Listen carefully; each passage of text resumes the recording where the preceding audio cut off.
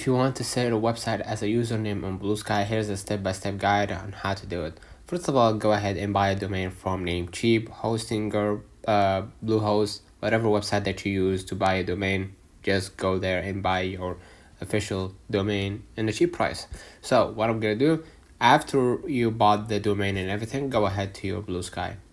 Alright, and then basically click the three bars at the top left, and then go ahead and click your settings.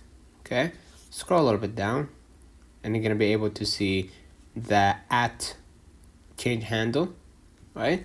And you're gonna just type your website, right? Amar Adam, right? And then you're gonna be able to just type .com, all right? com.bluesky.social. And if you have a domain, just type right here, I have my own domain, right?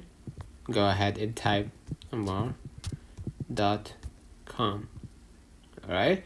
And then basically your domain, but it will be shown like this, all right? This should create the domain record at this frequency, and you're gonna be able to right here to verify the DNS record, right? If you don't have one, just go ahead without the DNS panel and then verify the text file. Basically, that's it. Let me know in the comments with this video helped you. Don't forget to like and subscribe, and thank you for watching.